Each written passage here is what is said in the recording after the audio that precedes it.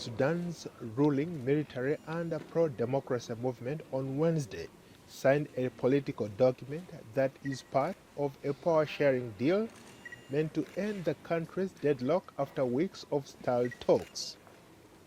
The two sides, representatives from the Military Council and the Forces for the Declaration of Freedom and Change, signed a so-called political declaration, one of the two documents that are part of the deal, at a ceremony in Khartoum.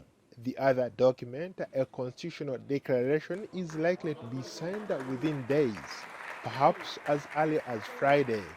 It is a great moment that the people of the Sudan have reached this historic moment. The parties, I would not say the different entities of the Sudan, but a unit, a united front that represents the gallant army of the Sudan, the Transitional Military Council, and of course, the revolutionary youth, intellectuals, pioneers who have taken to the streets to stand for democracy. The signing is a key step in Sudan's transition after months of street protests that prompted the military to overthrow long-time leader Omar al-Bashir and take over the country in April. He tightly ruled Sudan for 30 years. In the days following the coup, the military generals announced they would set up a transitional military council to run the country for up to 2 years. But pro-democracy demonstrators firmly rejected that plan.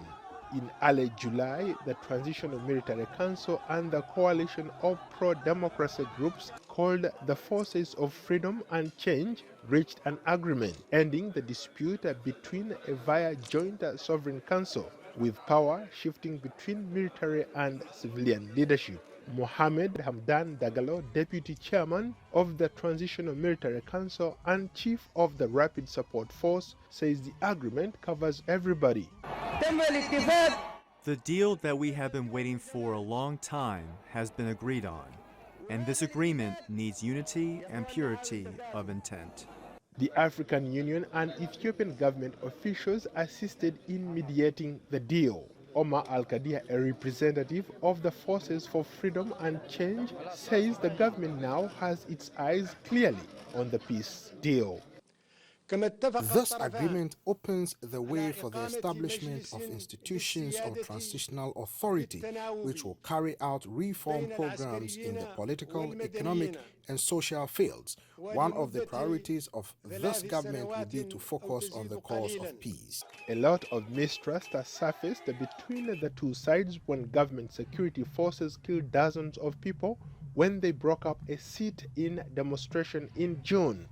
But with the help of mediators, the two parties ironed out their differences to establish a sovereign council, rotating between the military and civilian for 3 years. After the agreement was announced, thousands of people took to the streets in jubilation, waving Sudanese flags, dancing and embracing each other.